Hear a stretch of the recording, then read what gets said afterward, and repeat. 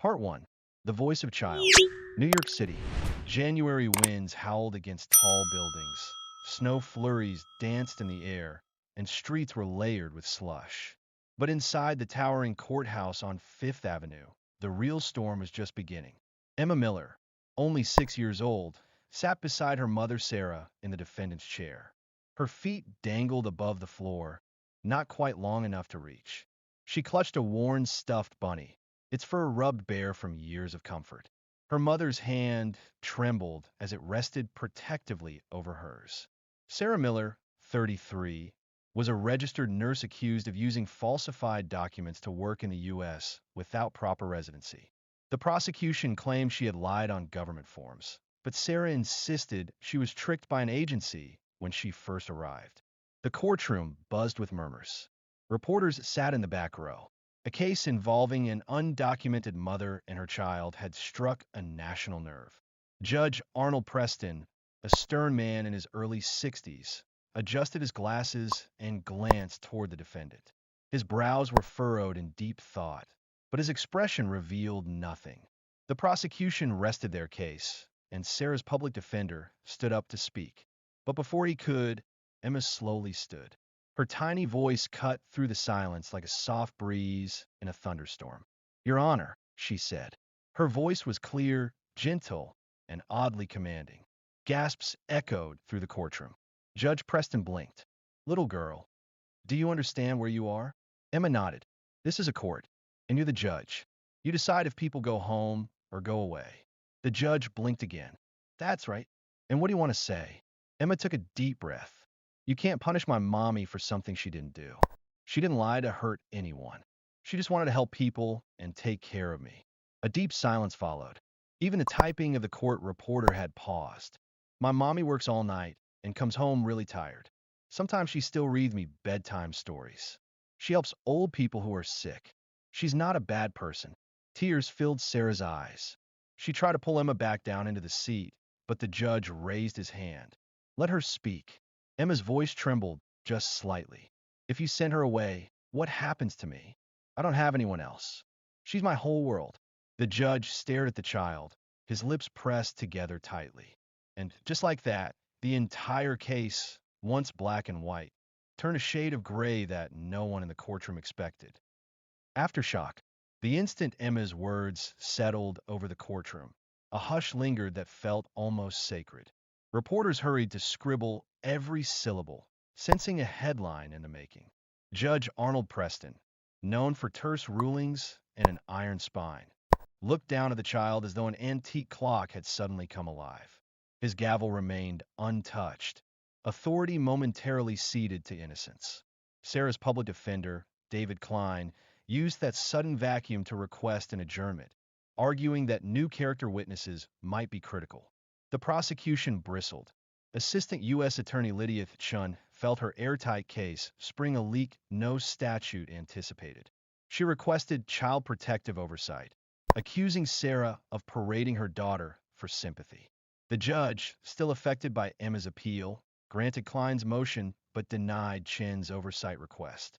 "Sometimes," he said, "justice must breathe." Outside, the marble steps swarmed with journalists. David guided mother and child through press flashbulbs into a cab. Emma pressed her stuffed bunny against the window. Outside, cameras flashed like lightning on a moonless night. In that taxi's cramped silence, Sarah whispered, "I'm so proud of you, but I'm terrified. We poked a giant, sweetheart."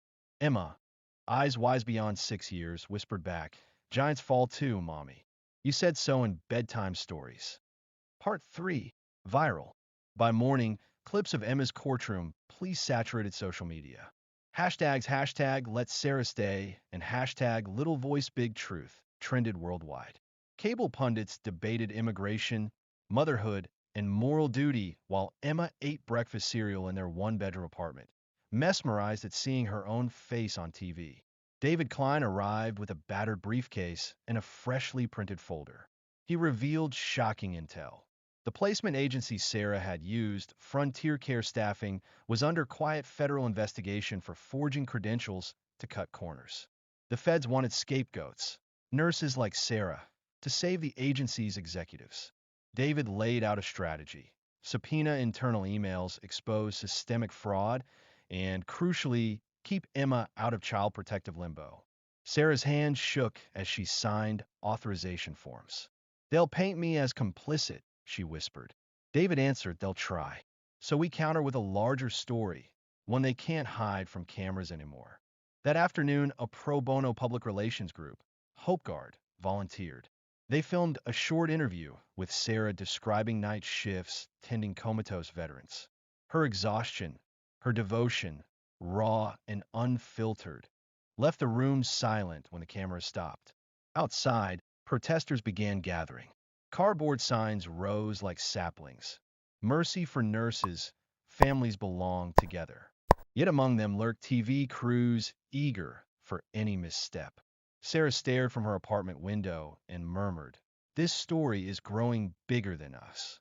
David replied, that's exactly why we might win. Part 4. The Prosecutor's Gambit. Assistant U.S. Attorney Lydia Chun disliked surprises. A Yale Law graduate with a flawless conviction record, she prided herself on precision. Viral sentiment, however, puzzled her. Justice was evidence, not trending tags. She summoned her lead investigator, Agent Marcus Devereux, and ordered a deep dive into Sarah's past, countries visited, bank accounts, even playground acquaintances. Late that night, Lydia studied Emma's clip on loop. Each time, she noted the judge's softening gaze, a liability. She resolved to undermine Emma's credibility indirectly by portraying Sarah as an unfit mother endangering her child through media exploitation. She filed a motion, The People versus Sarah Miller, petition for temporary removal of minor child. If granted, Emma would be placed in foster care for the trial's duration, a crushing blow likely to break Sarah's morale. Lydia Chun convinced herself this was procedure, not cruelty. When David Klein received the motion, his pulse thundered. Emma, coloring unicorns beside him, asked, bad news? David swallowed. A challenge, he said. But challenges are where heroes rise, right? Emma smiled, oblivious to the legal storm brewing. Part 5. Hope and Headlines. 2 mornings later, Judge Preston presided over the emergency hearing on child removal. The gallery overflowed. Even courthouse staff watched from doorways. Lydia Chun argued brusquely. The mother has thrust her minor child into a media cyclone. Temporary separation is essential for the child's psychological safety. David rose. Your Honor, the prosecution forgets who introduced fear. Ms. Miller shielded her daughter from limelight until the people indicted her. Emma spoke on her own. She is safe with her mother, and ripping them apart now deepens trauma. He produced letters from Sarah's patients, autographed by grateful families, attesting to her gentle care. A psychologist testified via Zoom that Emma's attachment to Sarah was secure and nurturing. Judge Preston deliberated behind impassive eyes. Finally, he denied the petition. Murmurs swept through spectators. Lydia Chun clenched her jaw. Outside, cheers erupted among protesters. Emma reached for her mother's hand and squeezed. Another small victory, another stone in the giant's armor knocked loose. Part 6. The Leak. That evening, an encrypted USB arrived anonymously at David's apartment mailbox. Label, Frontier Care Internal. He plugged it into a quarantined laptop. Spreadsheets of falsified employment numbers, emails instructing staff to push through unverified visas, and a list of scapegoats flagged expendable. Sarah's name was highlighted. David's breath caught. This was the smoking gun, but chain of custody issues loomed. If they used the data without verifying its origin, Lydia Chun could claim inadmissibility. He phoned investigative journalist Maya Torres of the Manhattan Herald. She agreed to verify the leak with her own sources in exchange for an exclusive expose. It was risky, media attention could backfire, but transparency might corner Frontier Care before the next hearing. Sarah listened, hands wrapped around a chipped mug of tea. They played God with our lives, she whispered. David nodded. Now we play chess, carefully. Part 7. A Journalist's Oath. Maya Torres, known for unmasking corporate polluters, dove headfirst. She met a whistleblower, Rafael Ochoa, a former Frontier Care HR analyst fired after questioning forged signatures. Rafael confirmed that executives funneled blame toward immigrant nurses, assuming language barriers would keep them silent. Within 48 hours, Maya published a bombshell front-page story, False Care: How Frontier Care Profited Off Immigrant Nurses. Photographs showed Sarah in scrubs, gently adjusting an elderly veteran's oxygen tube. The article humanized her, while framing Frontier Care as a profiteering villain. Social media ignited again, this time with calls for a congressional inquiry. Meanwhile, Lydia Chen's office fielded calls from the Department of Justice, now alarmed by the public fallout. Chun bristled. She would not allow her reputation to crumble over a PR circus. She vowed to dissect Maya's article for discrepancies, to paint it as sensationalism. Yet whispers slithered through the prosecutor's wing. Maybe the case wasn't as straightforward as Chen insisted. Part 8. Midnight Strategy. Inside David's cramped living room, war room, walls were plastered with timelines, witness lists, and newspaper clippings. He, Sarah, and Maya pored over the USB files. Emma slept on the couch, clutching her bunny, breathing softly amid the grown-up turmoil. Suddenly Emma stirred. "Why is everyone fighting?" she asked groggily. Sarah kissed her forehead. "Because truth sometimes hides, honey. We're finding it." Emma nodded, drifted back to sleep. David's eyes softened. Then he pointed to a calendar. Frontier Care's CFO, Eugene Harwick, is testifying before a Senate subcommittee next week about healthcare fraud. If we can compel him to confirm the leak under oath, we shift the whole battlefield. But they needed a senator willing to introduce Sarah's case. Maya texted a photojournalist friend embedded on Capitol Hill. "Got a story that can't wait." At 2 a.m., the plan crystallized. Push public pressure, secure a Senate letter questioning DOJ priorities, and file a motion to delay trial until Frontier Care's records were independently audited. If successful, Lydia Chen's timeline would crumble, and Sarah might walk free. Part 9. Counterpunch.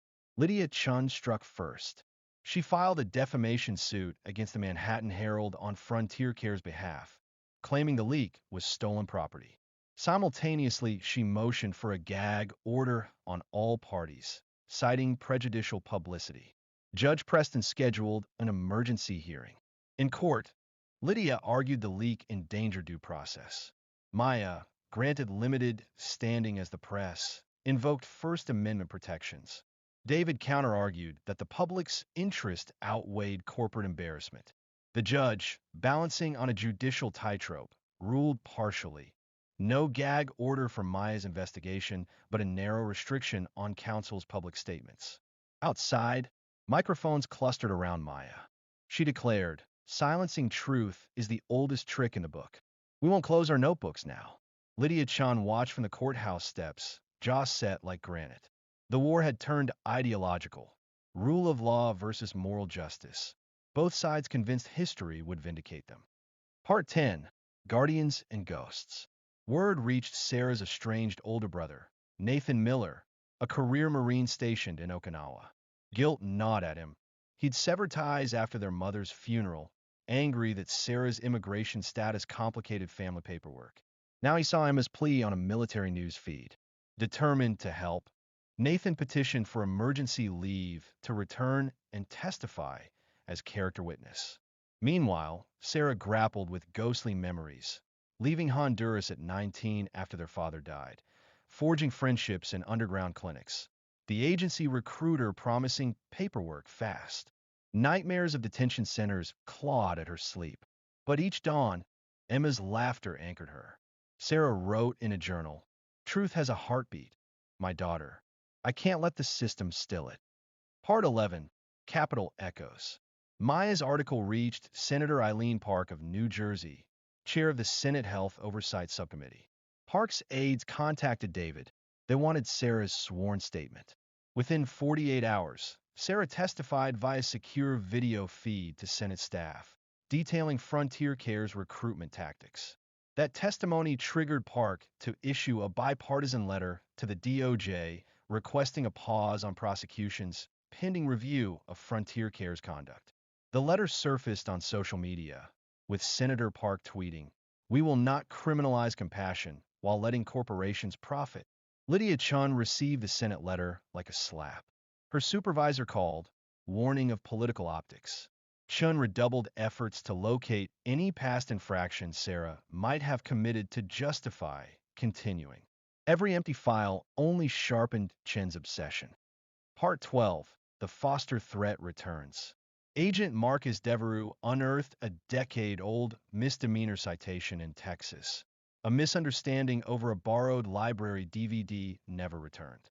Chen seized on it, spinning a narrative of pattern of disregard for law. She filed a renewed motion for temporary child removal, citing cumulative concerns. David exploded. "A library fee? This is their smoking gun." He prepared a blistering brief, attaching affidavits from teachers praising Emma's performance and a pediatrician's letter affirming her emotional stability with her mother. Judge Preston, weary of repetition, ordered psychological evaluations of both Sarah and Emma, neutral experts only. It postponed the main trial another month. To Lydia's frustration, Emma remained with Sarah, but the delays threatened public momentum. David worried, too. Crowds fade, hashtag shift. They needed a decisive breakthrough. Part 13. The Whistleblower's Risk. Raphael agreed to testify in court, but Frontier Care retaliated. Private investigators parked outside his apartment. Harassing calls flooded his phone. One night, Raphael found his car windshield smashed and a note. "Silence is survival." David moved for a protective order. Judge Preston assigned U.S. Marshals to Raphael, but fear lingered. Emma saw Raphael trembling outside the courthouse. She offered him her stuffed bunny for courage. Raphael cried quietly, accepting a child's faith when adult systems offered none. Part 14. The Judge's Memory. Behind chamber doors, Judge Preston studied briefs late into the night. He recalled his own mother, an Irish immigrant nurse, who juggled two jobs to raise him. Memories collided with statutes. Empathy wrestled with precedent. He pulled down a dusty legal treatise on equitable discretion, wondering how far a judge could lean toward mercy without fracturing the law's spine. He drafted notes. Possible dismissal for prosecutorial overreach, contingent on verifying Frontier Care's fraud. Beside the notes, he scribbled one question. Is justice a mirror or a map? Part 15. Reunion. Nathan Miller's leave was approved. He arrived at JFK in dress blues, carrying a duffel of decade-old regrets. At Sarah's apartment door, brother and sister stood speechless before collapsing into an embrace. Emma, shyly, saluted her uncle. Nathan knelt, tears glistening. "I came to fight for you both." Over dinner, Nathan described battlefield triage units staffed by immigrant nurses. "They patched us up when citizens turn away," he said. "If this country can accept their blood, it can accept their paperwork." Sarah exhaled a gratitude she hadn't felt in years. Family, fractured by borders and pride, was mending just when she needed it most. Part 16. Cross-examinations. Psych evaluations commenced in a sterile downtown clinic. Dr. Helena Roth, child psychologist, interviewed Emma with dolls and story cards. Emma articulated feelings with clarity uncommon for her age. Dr. Roth noted exceptional resilience rooted in secure maternal bond. Sarah's evaluation proved harsher, questioned batteries about stress, legality, and moral reasoning. She answered candidly, refusing to demonize the system even as it loomed over her. Dr. Roth later summarized, "Despite chronic stressors, Ms. Miller exhibits protective parenting and moral integrity." The report would land on Judge Preston's desk, giving him empirical justification to keep mother and child united. Part 17. Senate Spotlight. The Senate subcommittee hearing exploded onto cable news. Eugene Harwick, sweating under studio lights, tried to distance himself. Any falsifications were rogue employees. But Senator Park unveiled Frontier Care emails from a leak, Harwick's own approval stamps. Gasps rippled across the chamber. Under oath, Harwick admitted forging at least 50 nurse visas. Cameras zoomed in. Stock for Frontier Care's parent company plummeted. Park closed. We have prosecuted the powerless while executives feasted. That ends today. The following morning, David filed a motion to dismiss all charges against Sarah, citing new federal testimony proving she was a victim, not perpetrator, of fraud. Part 18. Fracture Lines. Lydia Chin's office descended into chaos. DOJ higher-ups hinted the case might be reassigned. Chin's pride battled pragmatism. Drop the charges and salvage career, or double down. She chose the latter, filing an opposition memorandum alleging David colluded with media to manipulate Senate hearings. It was thin, but in litigation, even thin ice can stall. David received the memo with a weary sigh. She's throwing smoke grenades now.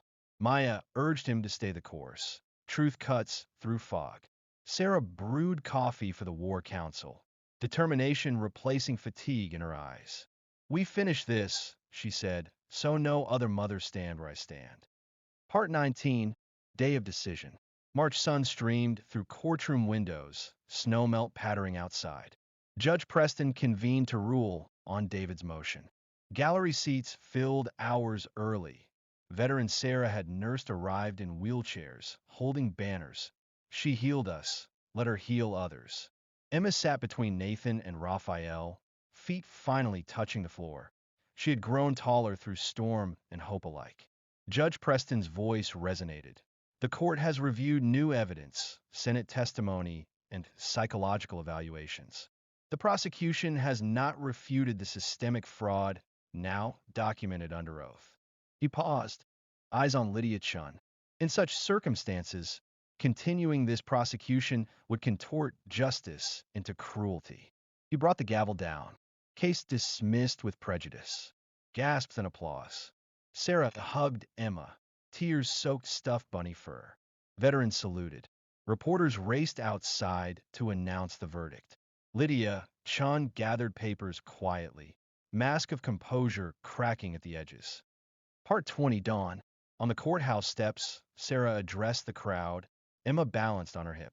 Today isn't just our victory, she said, voice hoarse with joy.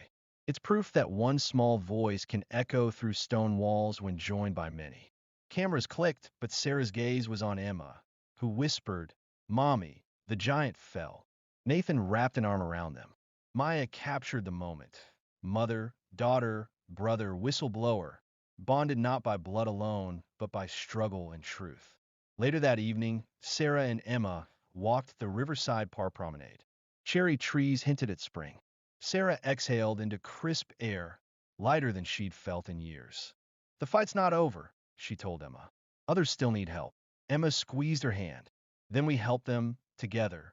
Streetlights flickered on, painting golden halos over melting snow. Somewhere in the distance, church bells chimed. Sarah smiled at the sound. An ordinary melody made extraordinary by freedom.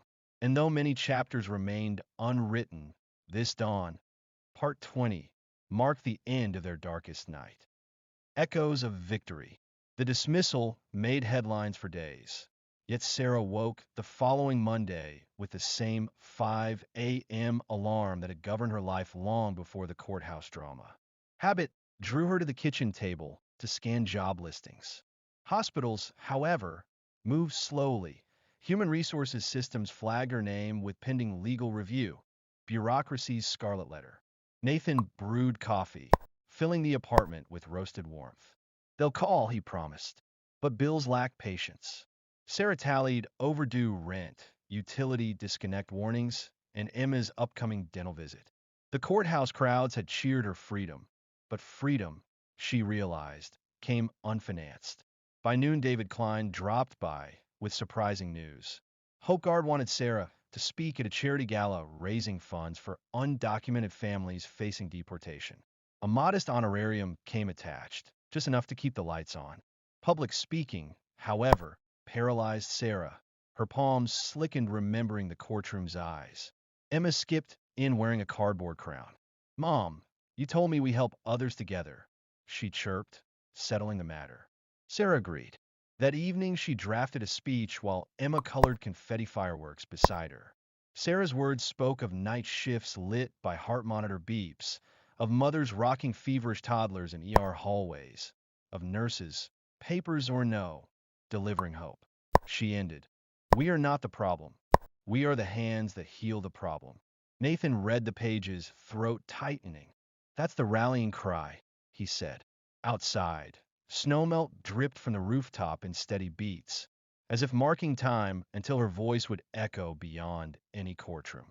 A prosecutor unmoored. Assistant U.S. Attorney Lydia Chun sat alone at her mahogany desk, fingering the fringe of a pink slip no one else could see, but that she felt in every vibrating email from D.C.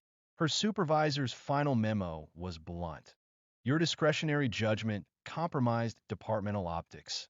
Reassignment imminent."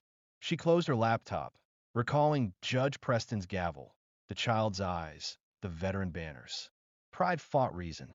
She told herself she upheld the law, yet fragments of doubt grew like hairline cracks in glass. At home, she poured Cabernet and opened an old file of her mother's naturalization papers. Lydia remembered translating forms by flashlight, a teenage gatekeeper to the American dream. How had she strayed so far from empathy? A knock startled her. Agent Marcus Devereux. He handed over a DOJ subpoena. The Senate committee demanded her internal emails with Frontier care. Marcus's expression held sympathy, professional allegiance fractured by conscience. "This isn't personal," he whispered. Lydia swallowed hard. The hunter knew the feel of a target now. That night, she drafted her own statement of remorse, yet unsigned, hovering over "I forgot the faces behind the files." The cursor blinked like a metronome of accountability. Gala of second chances. The Hope Guard gala glittered beneath chandeliers in a midtown ballroom. Nervous, Sarah smoothed a borrowed navy dress while Maya Torres adjusted camera focus. Reporters angled for prime soundbites. Donors clinked champagne flutes. Emma marveled at an ice sculpture shaped like a phoenix, rebirth frozen in time. Backstage, Sarah practiced breathing techniques David taught. Inhale 4 counts, hold, exhale 4. When her name echoed over the speakers, applause swelled. First polite, then rousing as veterans in attendance stood in salute. She began, voice tremulous but clear. "I was healed by strangers who believed in more than statues and papers. They believed in people." She painted vignettes of amputee soldiers trusting immigrant nurses, of midnight prayer circles around intubated grandmothers, of a 6-year-old whose whispered truth toppled a Goliath. Mid-speech, a projector displayed Rafael Ochoa's whistleblower portrait.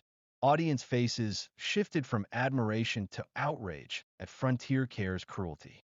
Sarah's closing words landed like a drumbeat. "Compassion without borders is the heartbeat of a healthy nation." Thunderous ovation followed, donors pledging record sums. Afterward, Emma paraded her bunny, now sporting a miniature gala badge, through clusters of dignitaries. Senator Eileen Park hugged Sarah publicly, sealing political momentum for upcoming healthcare reform bills. For the first time in weeks, Sarah felt wealth not of dollars, but of purpose. Seeds of reform. Within days, Senator Park introduced the Compassionate Care Act, proposing faster visa pathways for foreign medical workers and harsher penalties for agencies like Frontier Care. Cable news forged daily panels, some praising moral sensibility, others decrying amnesty creep. Park requested Sarah testify again, this time on Capitol Hill in person. Travel logistics loomed: airfare, lodging, childcare. Hope Guard covered costs, yet Sarah hesitated. Emma had never flown. Nathan volunteered to accompany them, using unspent military leave. Meanwhile, Lydia Chun, now reassigned to lesser cases, received Park's witness list. Seeing Sarah's name reopened old wounds. She contemplated volunteering as expert opposition, but recognized conflict of interest. Instead, she scheduled therapy, first in years, to reconcile ambition with humanity. In a Washington hotel, Emma spun in a swivel chair while Sarah rehearsed testimony. Nathan inspected his uniform for the big day's backdrop. Outside their window, The Capitol dome glowed alabaster against twilight. Emma pressed her nose to the glass. Is that where grown-ups write rules? Sarah smiled. Yes, and tomorrow, we help them write kinder ones. Hall to marble. The Senate hearing room brimmed with flashbulbs. Sarah's heart pounded as she raised her right hand for the oath. Nathan, in dress blues, sat behind her. Emma stayed in a staff lounge with Maya, crayons ready. Senator Park opened. Ms. Miller risked imprisonment to heal our veterans. Let us remember her courage while drafting law. Sarah spoke of systemic fear. Nurses sleeping with passports under pillows, parents teaching children to hide at knocks on doors. Her voice cracked, describing a dying patient gripping her hand, whispering, "Don't let them send you away till I'm gone." Opponents on the committee grilled her on rules and sovereignty. She answered respectfully, "Borders exist. Illness ignores them." Applause erupted in the overflow hall. After testimony, Emma bounded in, brandishing a Capitol visitor badge. A photographer captured the moment mother and daughter embraced beneath a marble frieze depicting justice, with scales balanced. The photo graced front pages worldwide, text overlay, from defendant to defender. The nonprofit, flush with gala proceeds. Hope Guard proposed a permanent program. Voices united, giving legal aid and mental health services to immigrant healthcare workers. They asked Sarah to join the board with a stipend sufficient to replace her stalled nursing shifts. Sarah worried, "I heal bodies, not balance sheets." David assured her governance skills could be learned. Empathy could not. She accepted, bridging hospital hallways and policy boardrooms. Raphael headed the whistleblower outreach wing, offering stolen nights of sleep for others' safety. Nathan organized a veteran volunteer corps to escort vulnerable nurses through ICE checkpoints at hospital entrances. Emma, ever the catalyst, designed the logo, tiny hands lifting a globe, which Maya turned into a professional graphic. The board adopted it unanimously, praising creative director Emma Miller, age 6. She beamed, gap-toothed. Ghosts of the past. Yet trauma echoed. Sarah startled at police sirens, memories of shackles whispering. Nightmares returned. Gray rooms, barking dogs, Emma's cries fading down metal corridors. She sought counseling, learning to breathe through panic attacks instead of surrendering. Lydia Chun wrestled ghosts too. Media labeled her villain prosecutor. Trolls inundated her inbox. Therapy sessions peeled back pride, revealing a daughter who once translated mercy for her immigrant mother. In session 6 she wept. "I forgot my own story." Her therapist suggested restorative justice, apology letters, advocacy. Lydia recoiled, then considered the weight of silence. Collision course. Frontier Care's bankruptcy filing brought class action suits. Shareholders blamed executives. Executives blamed Lydia's prosecution strategy. Deposition subpoenas flew like arrows. David represented Sarah pro bono, navigating discovery minefields. One afternoon in a federal corridor, Lydia and Sarah crossed paths. Both froze, one shamed, one wary. Lydia spoke first. "Ms. Miller, voice cracked. I treated you as a case file, not a human. I'm sorry." Tears rimmed her eyes. Sarah's breath caught. Anger surfaced, then softened. "I forgive you," she whispered. "But promise me, use your power to protect, not punish." Lydia nodded, a vow sealed without signatures. Maya observed from afar. Scribbling accountability is a two-way street. Schoolyard lessons. Back in New York, spring blossoms painted the city pink. Emma began first grade at PS 118. First day, classmates surrounded her. "You're the girl from TV." She shrugged, wanting to trade celebrity for hopscotch. Some parents, however, murmured about legal controversy. Emma felt the sting of whispers like icy rain. During show and tell, Emma brought her bunny and told the class, "This bunny helped me be brave in court." A boy asked, "What's court?" Emma replied, "A place where truth wins if you shout loud enough." The teacher later emailed Sarah, "Your daughter redefined civics lesson today." That evening, Sarah tucked Emma in. I wish I could erase the hard parts, she sighed. Emma hugged her. But then we'd erase the heroes, too. Ripples. 6 months after dismissal, Voices United opened its first legal clinic in a repurposed Brooklyn firehouse. Ribbon cutting drew Senator Park, Judge Preston, and, unexpectedly, Lydia Chun, now special counsel for immigrant protection at DOJ, her career reborn through contrition. Judge Preston spoke. In my courtroom, a child's voice guided the law toward mercy. Let this building amplify many such voices. He handed Emma a ceremonial gavel. Cameras flashed as she banged it playfully, declaring, "Clinic open." Later, Sarah stood alone in the empty apparatus bay turned consultation hall. Dust motes swirled in sunlight. Possibilities shimmered. She whispered to the universe, "Thank you," unsure to whom, God, fate, or a stubborn little voice that refused silence. From outside came Emma's laughter, Raphael's whistle, Nathan's booming marine cadence directing volunteers. Sarah stepped into the light, ready for every next chapter. Sirens at dawn. The Brooklyn Clinic's first month felt like sunrise after a polar night, until an icy sweep hit St. Sebastian's Hospital 2 blocks away. Phones at Voices United rang through the pre-dawn hush. Sarah dressed in seconds, Nathan close behind. At the ER bay, they found terrified nurses herded toward unmarked vans. One, Mariana Cruz, clutched an asthmatic patient's chart, refusing to abandon him. Agents shoved her. Sarah stepped forward, badge of the new clinic visible. She's protected as a whistleblower witness, she declared. Cameras. Maya had come racing, captured everything. Under the lens, agents hesitated, radios crackling with hurried directives. The raid dissolved into retreat, but Mariana's inhaler-rattled breathing echoed in the empty corridor. Sarah helped her finish the shift. By sunrise, #hands that heal trended worldwide, ICE issuing a statement of operational miscommunication. Sarah knew better. Victory today, another battle tomorrow. Yet as golden light filled the ward, she realized the clinic was no longer a symbol. It was a shield. Paper walls. Mariana's detention order lingered in federal systems, so David filed a writ of habeas corpus. Lydia Chun, now special counsel, quietly expedited its approval, fulfilling her promise to protect.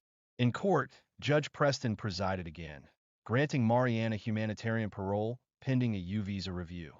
Outside, Mariana wept into Sarah's coat. Reporters pressed questions, but Sarah spoke of systems, not villains. Paper makes walls, but hands make bridges.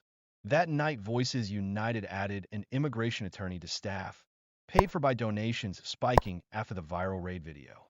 Emma drew a poster of nurses lifting bricks from a wall. It hung in the clinic lobby by morning. A prosecutor's reckoning.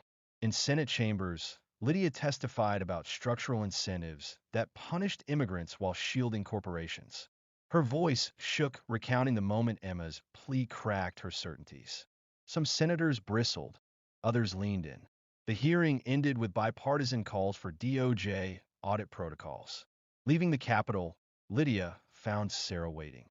They shared silent acknowledgement, a bridge spanning former adversaries.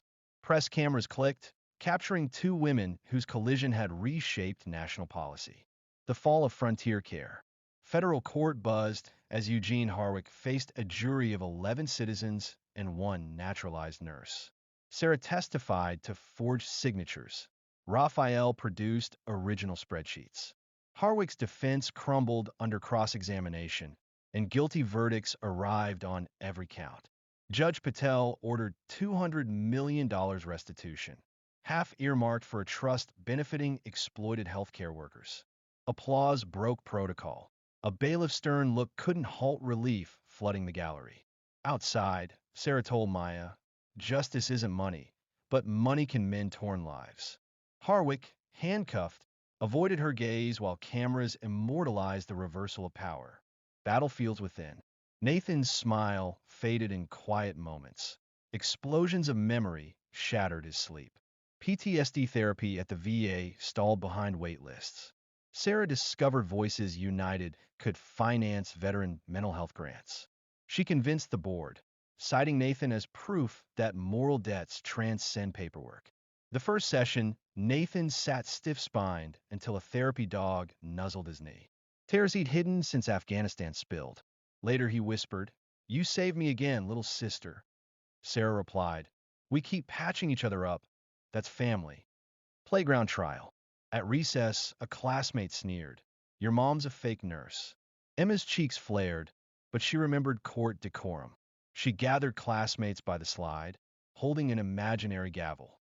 "Evidence," she announced, recounting Sarah's medals and patience saved. The jury, 10 first graders, voted unanimous acquittal. The bully slunk away. Mentors and mirrors. Judge Preston, nearing retirement, invited Lydia and Sarah to co-lecture at Columbia Law School on the evolution of justice. The auditorium was packed, students eager to learn not from textbooks, but from those who had lived through system reform. Preston opened with a simple reflection. The law is a mirror. Sometimes it reflects power, sometimes pain. But at its best, it reflects people. Sarah recounted her journey. Courtroom to clinic, defendant to defender. Lydia followed, speaking candidly about her own failure to see the person behind the file and her gradual reckoning. Emma, sitting in the front row, filmed the lecture for a school civics project. After the session, a group of students asked Sarah how it felt to forgive. She answered, "Freeing. Not for them, for me." Outside, cherry blossoms floated over the quad. Lydia turned to Sarah and said softly, "You changed the way I see the world." Sarah replied, "We changed each other." Restitution Day. Federal court ordered Frontier Care to pay restitution to thousands of exploited nurses. At a packed ceremony, recipients stepped forward to collect checks that erased student debt, funded family reunification, and launched careers. Mariana Cruz gave the keynote in 2 languages. They thought we were disposable. Now we build legacies. Sarah watched from the sidelines, overwhelmed. Emma tallied numbers in a spiral notebook, announcing 3,432 nurses helped. Her voice cut through the applause. That night, the clinic celebrated with music, food, and laughter. A candle burned for every name that didn't live to see justice. As Sarah lit one, she whispered, "This is for those who carried us here." Fatigue and fire. Sarah began missing meals. Headaches became dizzy spells. One evening she collapsed at her desk. Diagnosis: adrenal fatigue and severe dehydration. Her body had kept fighting long after it should have rested. The clinic insisted she take medical leave. Maya dropped off herbal teas and novels. Emma left sticky notes. "You heal others. Now heal you." Days blurred into naps, soft music, whispered prayers. Sarah journaled, relearning stillness. She wrote, "Survival is loud. Healing is quiet." When she returned weeks later, the team surprised her with a small banner. "Welcome back, Captain." She laughed, hugged them all, and promised to pace herself, but her eyes still burned with purpose. The science of giving. At age 10, Emma's science fair project stunned the judges. A prototype prosthetic hand made from recycled plastic and low-cost servos. She called it Hands Across Borders. The school gym erupted in applause. Her project won the state fair and was featured on local news. When asked why she chose it, Emma said, "Because my mom taught me hands can hurt or help." Sarah wept quietly in the audience. Her, Judge Preston, approaching retirement, invited Lydia and Sarah to guest lecture at Columbia Law on restorative justice. Classroom debate crackled, students awed by the trio's intertwined journey. Preston concluded, "The law is parchment, compassion is ink." After class, Lydia confessed she'd applied to lead a DOJ reform unit. Sarah squeezed her hand. "Your second chapter looks powerful." On the quad, cherry blossoms drifted like confetti, silent celebration of flawed humans choosing growth. Restitution Day. Court-appointed trustees disbursed Frontier Care restitution funds. Nurses nationwide received checks covering tuition, visas, and medical debt. At the ceremony, Mariana Cruz spoke in Spanish and English. "Money repays bills, Not nights of fear, but it plants seeds of dreams. Applause thundered. Sarah watched tearfully as recipients hugged accountants, unlikely heroes of healing. Emma counted how many nurses the fund helped. 3,432, she announced, pride glowing. Fault lines. Exhaustion crept into Sarah's bones. Clinic oversight, hospital shifts, travel. One afternoon she collapsed, diagnosed with adrenal fatigue. Forced rest chafed, but Maya reminded her. You told the world compassion needs caretakers. Be your own patient. Sarah surrendered to bed, days punctuated by Emma's tea delivery and Nathan reading military adventure novels in comedic voices. Recovery taught her activism's paradox. To sustain others, she must preserve herself. The science fair. Emma, now 10, engineered a low-cost prosthetic arm using recycled plastics and 3D printed joints. Her project, Hands Across Borders, one state science fair, media dubbing her Innovation Heir.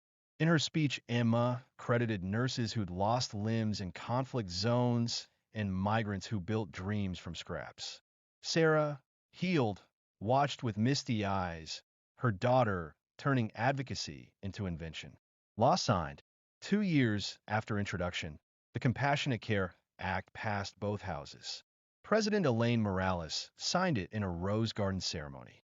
Sarah, Lydia, Maya, and Raphael stood behind her. Emma held the ceremonial pen. Cameras clicked as the president declared, "This pen writes a new chapter where those who heal are not hunted." Fireworks of flashbulbs sealed legislative victory built on a child's courage. White House night. That evening, the East Room hosted honorees. Nathan, in dress uniforms, danced awkwardly with senators' spouses. Raphael marveled at crystal chandeliers. Sarah conversed with CDC directors about integrating immigrant nurses into emergency reserves. Emma toured the library, whispering to portraits of past presidents. You missed our story, but we fixed it. Later, she pressed her forehead to the cool Lincoln bust, promising to return as a leader one day. The outbreak. A novel respiratory virus erupted overseas, reaching U.S. shores within weeks. Hospitals flooded. Voices United activated its network, dispatching multilingual nurses to understaffed ICUs. Sarah coordinated triage protocols, while Lydia navigated emergency exemptions for foreign-trained medics. National Guard tents rose in stadium lots. Emma, middle schooler, sewed masks from old clinic shirts, distributing them with handwritten notes. Bravery is contagious. Spread that instead.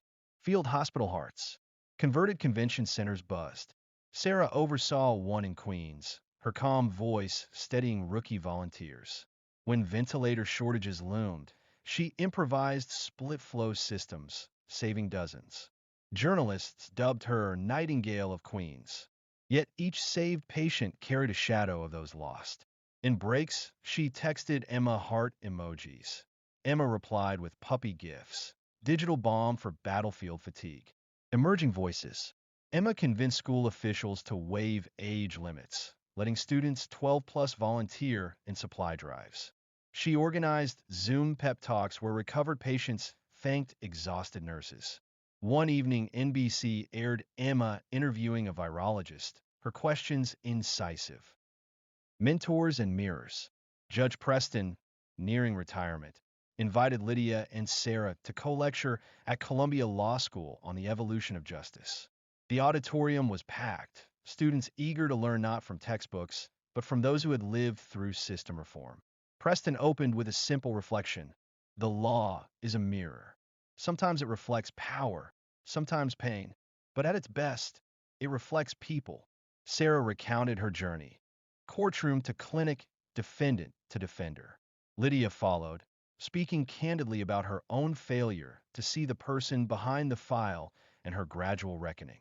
Emma, sitting in the front row, filmed the lecture for a school civics project. After the session, a group of students asked Sarah how it felt to forgive.